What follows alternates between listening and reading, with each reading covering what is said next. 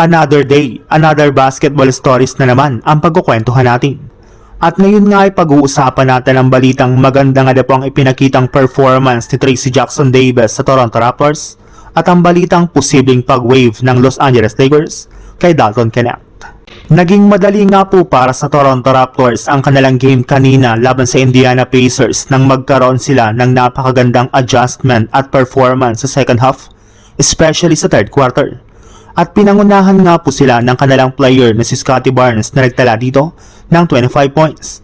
Pero ang mas pinagkaguluhan nga po dito ay ang kanilang bagong player na si Trayce Jackson-Davis na nakapagtala agad sa kanyang debut game sa Raptors ng 10 points at 10 rebounds off the bench sa kanyang 2 out of 4 shooting sa field goal at 6 out of 10 naman sa 3-point line sa loob lamang ng 10 minutes niya na paglalaro dito.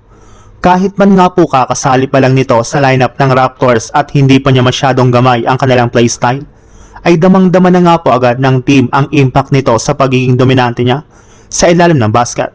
At kapag nabigyan pa nga po siya dito ng mas mahabang playing time at nagawa nga po nito na magamay ang playing style ng Raptors, ay di malabo na mas gumanda pa ang kanyang performance.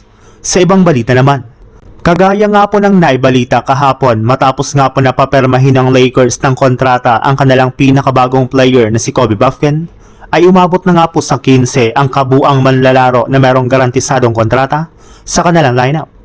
Meaning official na nga pong kompleto ang kanilang 15-man lineup na ipangsasabak nila sa darating na playoffs. Kung sakasakali man nga po na kumuha pa sila ng bagong player sa buyout at free agency market, ay kakailanganin na nga po nila na magtanggal at mag-waive ng at least isang player dito. At base nga po sa isang NBA insider, hindi para naman nga po sinasarado ng Lakers ang posibilidad na gawin nila iyan. At kung sakasakali man nga po na magtanggal sila ng isang manlalaro, ay posible nga po na ang kanilang second year player na si Dalton Knecht ang kanilang i-waive sa mga susunod na araw. Bukod nga po sa hindi na ito nakakakuha ng sapat na playing time sa Lakers, ay hindi na rin naman nga po dito pumapasok ang kanyang mga ginagawang tira sa 3-point line. Nakuha na rin naman nga po ni Luke Kennard ang sunny role ni Dalton Knecht sa kanilang lineup ngayong season, kaya mas lalo lamang nga pong hindi siya makakapaglaro sa Los Angeles Lakers.